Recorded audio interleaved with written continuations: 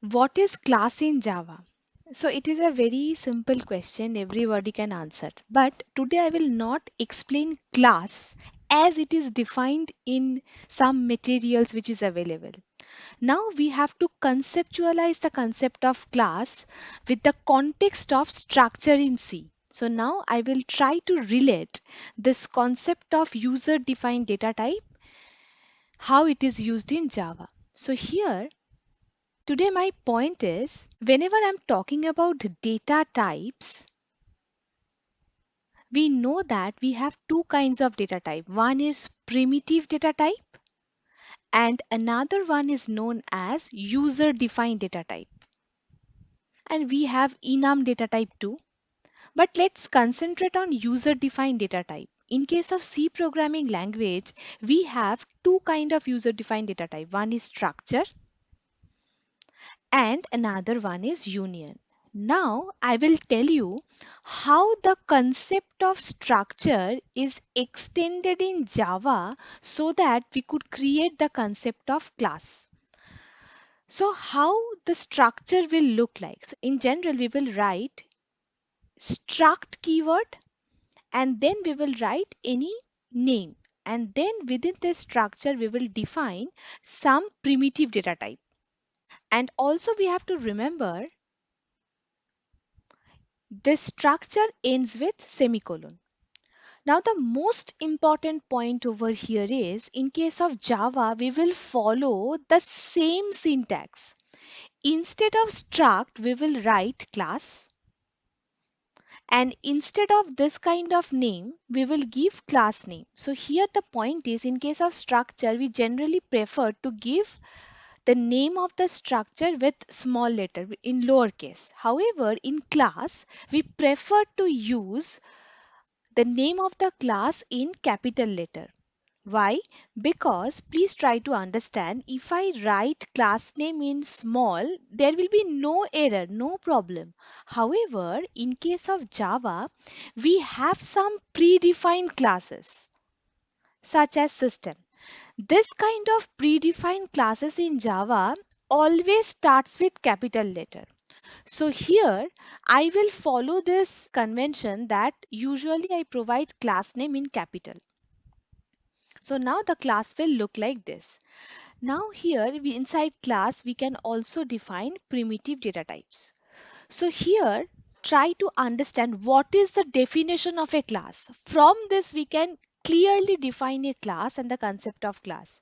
Since class follows the syntax of structure in case of C programming language, which is a user defined data type, we can easily say that class is also an user defined data type.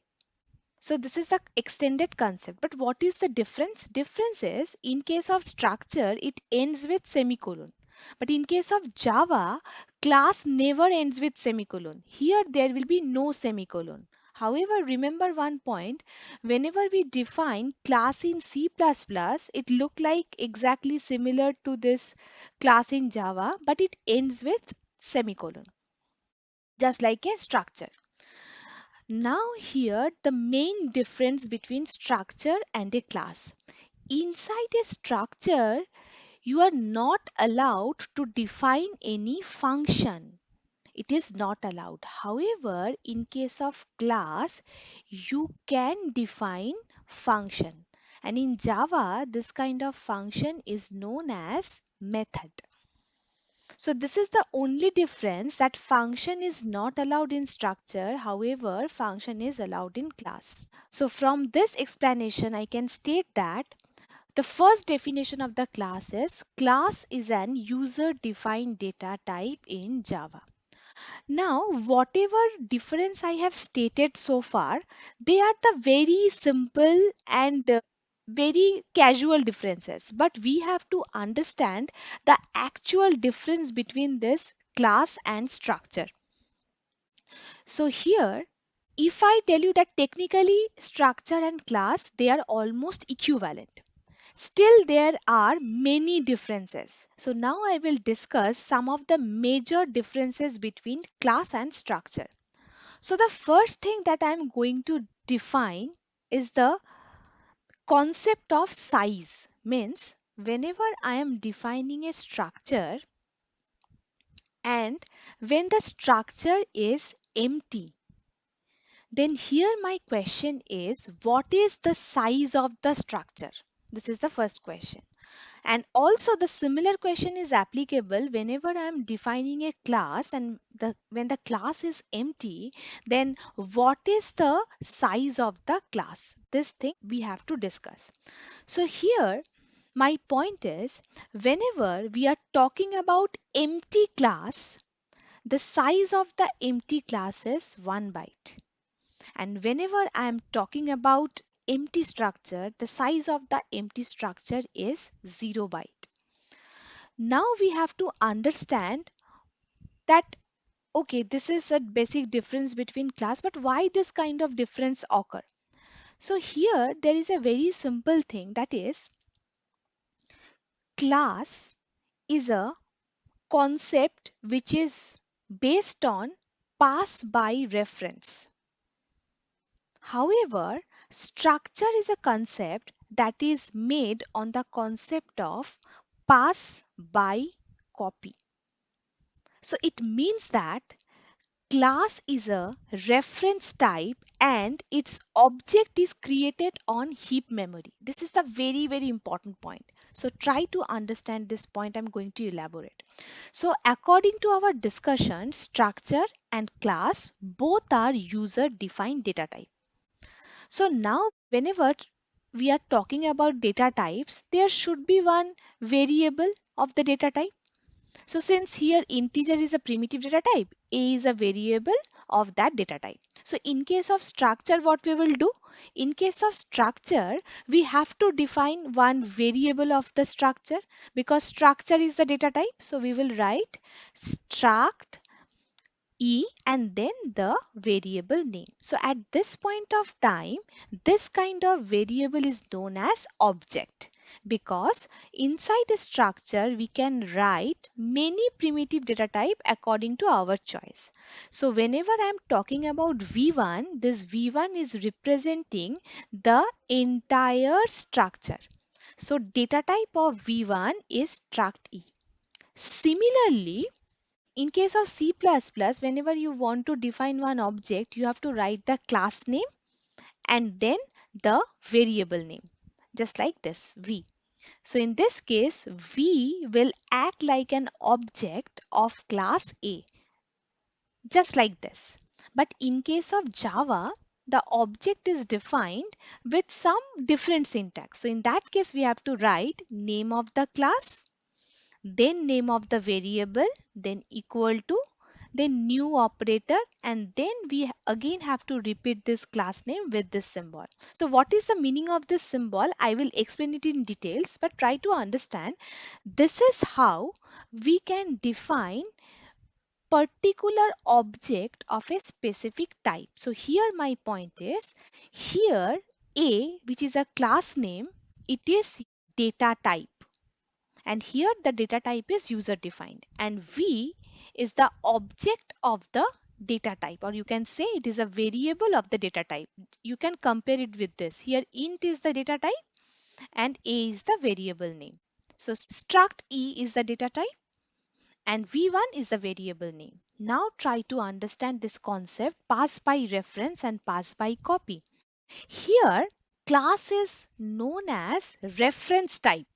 Now, what is the meaning of reference type? That is, whatever object we are creating for a specific class, it is created on heap memory. In the previous class, I have discussed about heap memory. So, it is created on the heap memory. So, that's why class is of type reference. Now we have to understand what happens for structure. So whenever we are defining any variable of type structure, then it is created on stack memory. This is the biggest difference between class and the structure. So in the interview, generally it is asked that explain that why class is known as pass by reference and why structure is known as pass by copy. So here the simple answer is whichever object we will create of type class, that object will be created on the heap memory. However, whenever we create variable of structure type, this variable will be created on the stack memory. So this is the second biggest difference that we have to understand. Now, there is another internal concept associated with class and structure. So what is that concept? So here we have a related concept which is known as garbage collector or garbage collection. So whenever I was explaining a dynamic memory allocation, I have explained one function which is known as free. Inside this free function, I usually write pointer. So what is this pointer? So inside the pointer, what we will do, we will create some dynamic memory allocation either by using calloc or by using malloc. So here my point is, whenever a memory chunk is created, the starting address of the memory chunk will be allotted to this pointer. And whenever we write free of this pointer, then this memory will be deallocated. So why this memory deallocation is important? I have explained that so that we could reuse some of the memory spaces. So whichever memory is not been used, then that kind of memory can be deallocated. So this kind of garbage collection activity is very significant.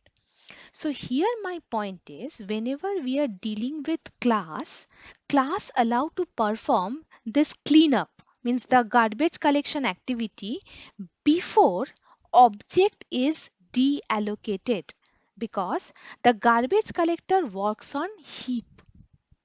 So this is the very important point that you have to remember. So in reference to the previous discussion that whatever object we are creating for a class, it is created on the heap. So you have to understand the class will always perform a cleanup operation before the object is deallocated. Now objects are usually deallocated when instance is no longer referenced by other object.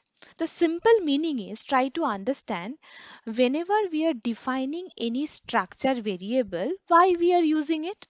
Because we know that inside the structure we have some primitive variable, and if I want to use this variable, means if I want to put some value in this variable, so I will write the variable name dot the primitive variable name and equal to 10. It means via this variable I am assigning value to this primitive data type a as 10, which is in one word we can say that we are accessing the structure component using this variable v, or we can say that we are accessing the data members of a structure using this variable v. So this is our intention. So in case of class also, whichever variable and whichever method we will define, our intention is we will create some object of this class, and by using this object we will try to access this data members like this. So this is our intention, or we will call this method. So this is our simple intention. So here my point is, when garbage collection is required, this is the important point. When Java will understand, because class will perform garbage collection automatically, but how it can be performed? So here my point is, whenever we are writing object name dot something, means we are using some reference. I have explained it in case of structure. So this is known as reference operator. So I'm referencing the variable with the help of an object. So now in this case, whenever say I have created one object, but this object is not referenced by anything, means I'm not writing anything like object dot a equal to something or object dot some method name is equal to something. So I have just created the object and this object is not being used in the code. So at that point of time, this object is wasting the memory space. Why? Because after defining this object will allocate some amount of memory. and this amount of memory is not been used for accessing any data member or not been used for accessing any method. So at this point of time, creating an object and not using it is a wastage of thing. So at this point of time, this object is no longer used, means no longer referenced. So at this point of time, class will find out this kind of object and it will try to deallocate it. But here there is one point. I think it is clear whenever particular object is not been referenced, then it is a candidate for garbage collection. But here the point is who will do the garbage collection? It is an important thing. So I will discuss it in the next class. But here my point is whenever objects are usually deallocated when instance is no longer referenced by other code. So this is the point you have to remember. So here the difference between structure and classes, structures cannot be garbage collector. So they are not used for efficient memory allocation. So though the syntax of the structure is similar like a class, but whenever you are defining a structure, if there exists any variable which is not being used for any kind of referencing activity, that variable cannot be garbage collected automatically. However, in case of class in Java, the unused objects can be garbage collected. So this is another biggest difference that you have to understand. So for this kind of difference, classes are still fit for larger or complex object. However, structures are good for small isolated model objects. So whenever we are dealing with complex objects, we never use structure. So class is the best option. So that's why the presence of class in Java makes it more flexible programming language to deal with complex object. So here, what is the summary that I was discussing? So the summary is class is a user defined data type. This is the first thing. So whenever we are dealing with empty class. So what is the size of the empty class? That is the important thing because we can compare it with the structure. Then you have to remember whatever object we are creating for a class, this object is created where? And whenever we are dealing with structure, where this object is created. And now you can add one more thing in case of class definition. So whenever we are writing the class, syntax is clear why we are writing class like this because it following the syntax of the structure. However, in case of class, we have two specific components. One is data member, which is primitive data type, and another one is the method, which is also known as member methods. So data member and member methods. So what is the component of a class in Java? Two things, data members and member methods. However, whenever you are defining any method inside a class, so we know that the look or the syntax of the method exactly similar with a function. But in case of Java, you have to remember one point. Even if there is no return type for a method, you have to write void. If you have any return type, then you can specify the return type of the method. But in case of Java, if no return type is there, so explicitly you have to write void. You cannot leave this place as vacant. Otherwise, what will happen here, you will find one compile time error. So this is the biggest thing that you have to understand. So whenever you are defining any method, write the method with the return type, either void, int or float. Now in Java, there is another associated question with the class. That is it enough that a class is containing a member method and data member? So here the question is, whenever we will write Java program, we have to deal with two types of class.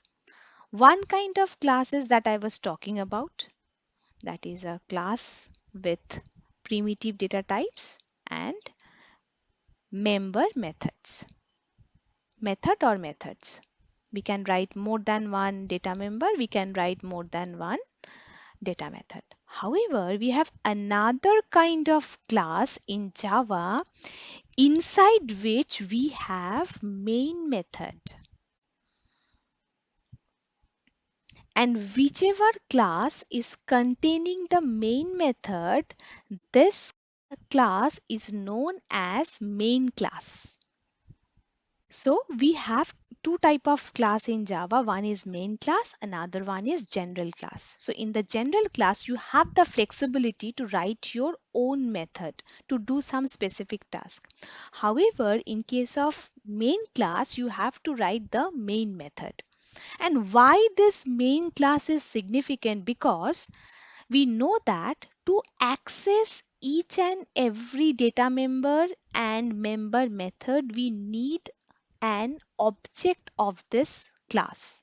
So where should we define the object? The rule is, after writing the class, then you define the main method. Inside the body of the main method, you have to define the object of the class. So here the rule is, you always define the object inside the main method.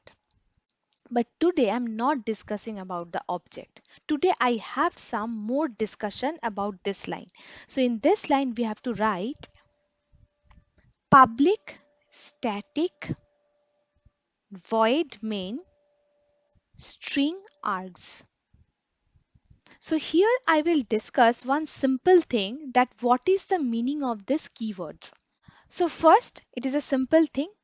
So why I am writing public over here? Here public is an access modifier which specifies from where and who can access the method. Means making the main method public makes it globally available, and it is made public so that Java Virtual Machine or JVM can invoke it from outside. Try to understand one point. Now I will elaborate this point. Whenever I'm talking about class and object, I will use this keyword invoke repeatedly. So invoking a method means calling a method. How calling a method is performed in Java? By writing object name dot method name. So this is how method invocation is done, and this line will be written immediately after this object creation. So try to understand this point, why this main is defined as public, so that JVM can invoke or JVM can call it from outside. Now you will definitely ask me one question, that is why we need JVM over here. Because according to my discussion, if you have any method in Java, those method can be accessed or can be invoked by writing object name and method name. So here it is also a method. So why not we are using any object and then we are writing the main method name? Why we need JVM who is helping us to call this method externally? Now this is the very important thing. Now see this keyword static. What is the meaning of this static keyword? See, whenever you find static keyword before any method name, then it will make this method class related method.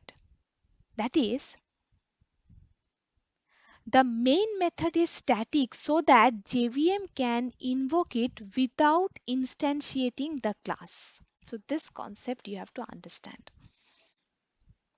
See, so whenever I am writing any class, here I am writing data member and also I am writing some method. And simply to use this variable and method, what we will do, we will create one main class. Inside the main class, we will write public static void main and then string args. Now here we will define the object of this general class. And then by using this object, we will call or we will assign some value to the variable, and then we will assign some or we will invoke the method. So this is your method invocation. Means here I am calling the method m1.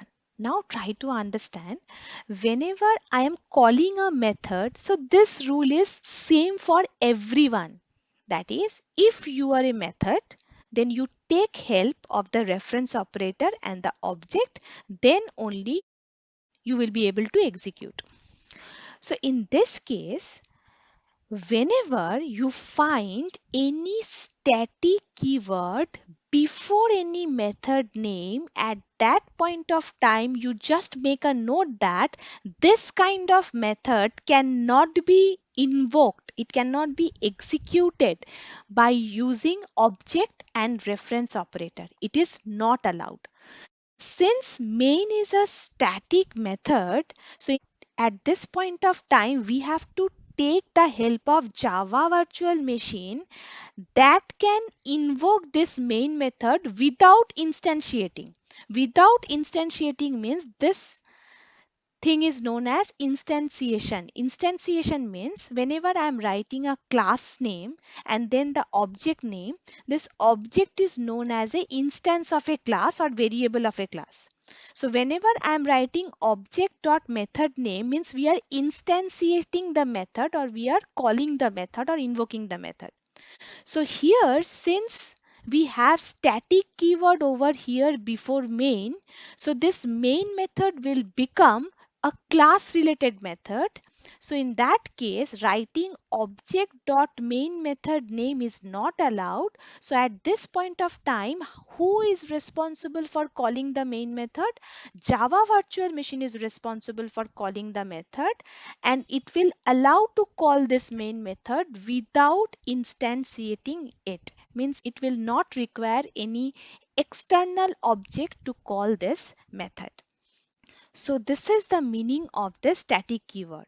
So in one word, due to the presence of static keyword, we don't need any object for calling the main method. So this is the point you have to remember. Now there is another concept which is known as void. So I have explained it repeatedly, that is, what is this void? So it is a keyword and it is used to specify that this method, in this case of method means we have main over here, this main method does not return anything. So as soon as the main method is terminated, the Java program terminates too. Hence, it does not make any sense to return from main. So this is the point. So in interview, generally, it is called that why main method is void. So you have to specify this point. So whenever the main method ends or terminates, the Java program terminates too. So at this point of time, giving any return type will not make any sense. So that's why always the return type of the main method will be void. And what is this main method? So this is the name of the Java method, means main method. So it is identified that JVM looks for the starting point of the Java program. Means why it is main? Because from this point, JVM will start executing the code. So this is the starting point, you can say.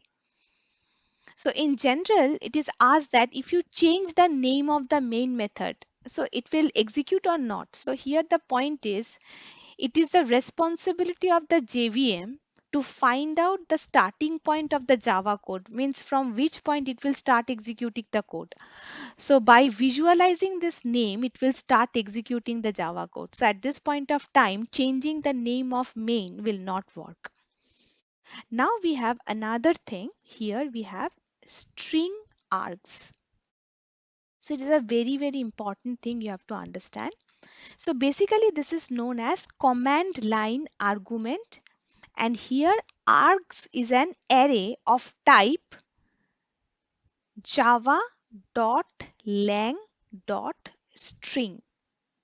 Now I will elaborate this portion. So whenever you find me writing that inside main you string args. So look at this syntax. So here the first point is it is known as command line argument. Now why it is command line argument? I have one point, since main is a method, so whichever thing you are passing inside the main, it is a parameter. It is also known as command line argument. Now look at this portion. This portion is divided into two parts. See, one array name and the data type, right?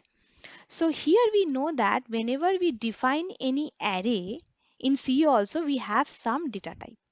But look at this data type. Intentionally I have written this data type string in caps. However, whenever we write any data type in general for any programming language, it is in small letter.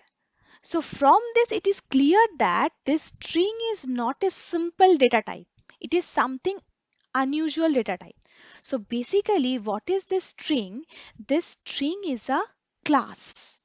But this class is not defined by us. This class is already defined in Java, because in the beginning of the class I have explained that in Java we can define a class. Also, there are some predefined classes in Java. So here string is a class. But whenever I am talking about a predefined class, it should come from a container, means where it is stored, where it is written. So here my point is this string is written in a particular container. This container name is lang. So this container is also known as package. So you can think a package is like a container in which we can store the classes. So basically this class is coming from a container and the name of the container is lang. And since we are using it for Java, so the organization name is Java. So what is this string? Definitely this string is a data type, but this string data type is not a primitive data type. It is a class and which is coming from the package lang. But here you have to note one point. Whenever we are dealing with lang package, we don't have to write import statement. Means whenever we study package, then you will learn that whenever we want to use any package, then we have to import that package. But for lang, you don't have to write anything. So whenever you write string, there is no need to import any lang package. So it will automatically come. So in that case, so string is a class. So now let's talk about this arg. So definitely this args is an array. See the name of the array and then the bracket. Now in the interview, there is one question. That is, okay, we know that this args is an array of type string. So now tell me one thing, if I change the name of the array from args to my name or from args to arg, it will work or not? So your answer will be definitely it will work, because we know that in any programming language, the array name can be anything. So in that case, you have to understand that here, instead of writing args, you can write anything. You can write a, you can write your name. But you can ask me one question, why it is written as args everywhere? So the person who has invented Java, he wants to explain it as an argument. So it's a short form of an argument. So that's why it is written like this. And also you can ask me one question, in many books you will find it like this. So in Java, array can be defined in many ways. So this is one kind of syntax, this is another kind of syntax. So when we will learn array, I will explain it. So this is another kind of syntax. So this is the point you have to remember. So in interview there will be one question, what is this string data type? So you have to explain this point clearly. Now here I have discussed lots about this command line argument, but here there is one point you have to understand that I'm going to show it to you. that whenever I'm talking about any programming language, we will always prefer to take values from the keyboard. That we prefer to take dynamic values. So in case of C, we will use scanf. But in case of Java, we have many methods so that we could take values from keyboard. But I will show you one beautiful method using this command line argument, using which without any effort you can take values from keyboard. So how to write that code? So here try to understand. So here I have created one class and this is the class name A. And within this class, I have written public static void main string args. So I have explained each and every keyword. Now see what I did over here. Here I have written that system.out.println arg0 and system.out.println, here I will write arg1 and you can write 2, 3, 4, 5, 6, something like this. Now why it is written? Now if you want to take some value from keyboard, it will be coming here and system.out.println will print it. How? Now how to run this code? Now you have to save this code, like save as desktop and then just write the class name. Your class name is A, so you have to write a.java. Why? I will explain it in detail. So the class name should be the same as the file name. And here you have to write all files and then save. So it is already existing. So that's why it is showing me one message. So now in this case, first I'm coming over here. So since my programming is stored in desktop, so what I do, I just write cd space desktop, means change directory. Cd means change the directory to desktop. So now I am inside desktop and now I am going to compile the Java code. In the previous class, I have explained that the name of the Java compiler is Java C. So that's why I have written Java C, then name of the class dot java, then enter. So compilation is done. Now how to use command line argument for taking input? So here you have to write java. You know that what is the meaning of java. By using this keyword we will execute the java code, and then while executing the Java code, you have to just write the name of the Java code. No extension is allowed. So write Java keyword and then name of the Java file, that is A.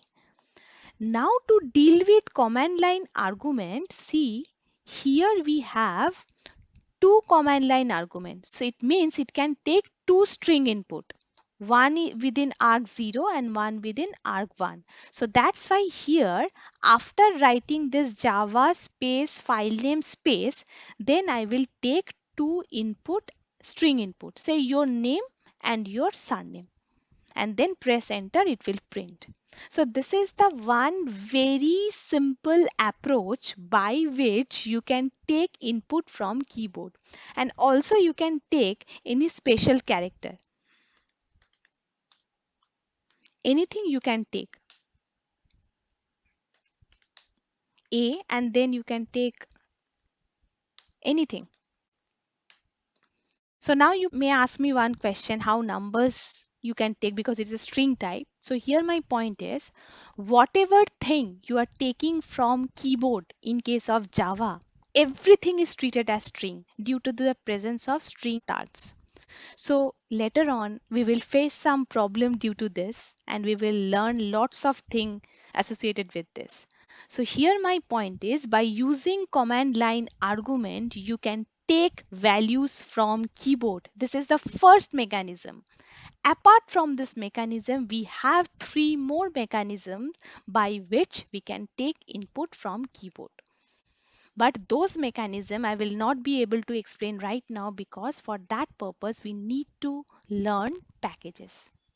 So here, what is the conclusion? What is the importance of static keyword?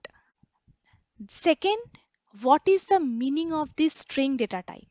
So these two are the most significant question that may be asked in your interview. And then how command line argument is used for taking input, or what is the significance of command line argument?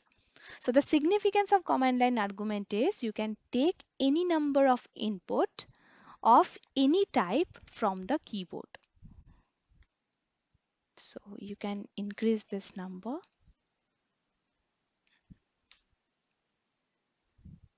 and then if you want to write 2 and then save it and then try to execute. So you can take any number of input.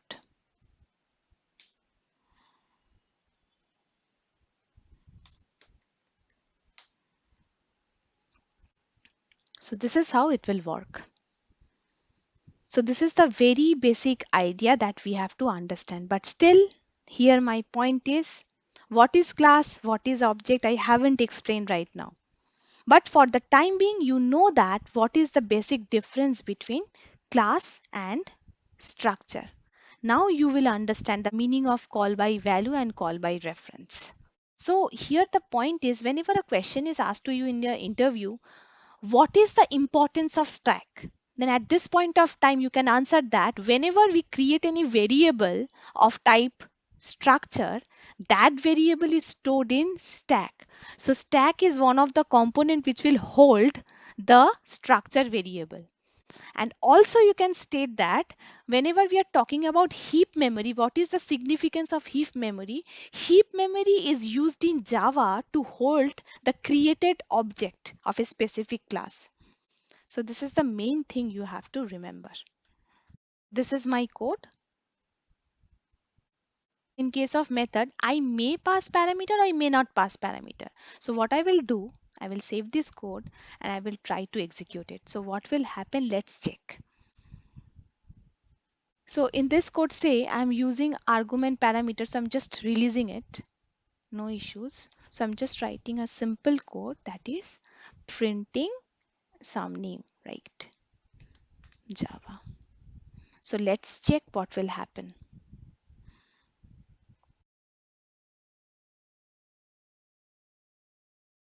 In this case, we are not taking input from keyboard. So here we have to stop, and this is the syntax that we are using for executing the Java code. So here what I am getting. So here try to understand whenever I am compiling the code, there is no problem. So this is how we can compile the code. There is no problem.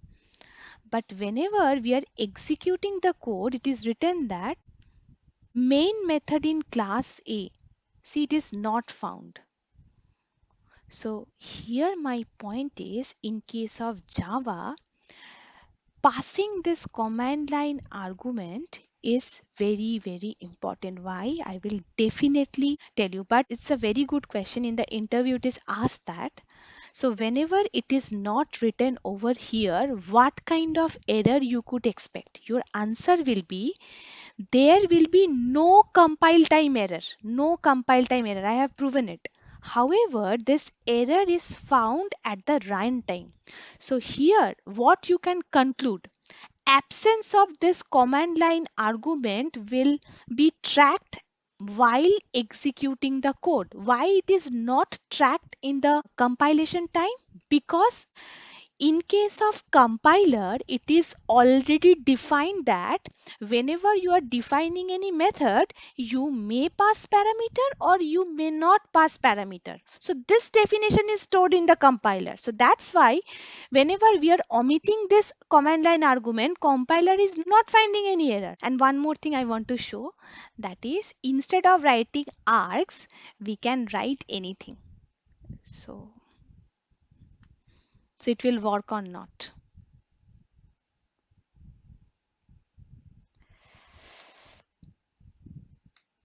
So it will completely work because the array name may be anything. In case of Java, I have explained that we may have general class and main class. Then at that point of time, I will again state that the name of the file will be same as the main class name. But why? This needs an explanation. So let's check what will happen.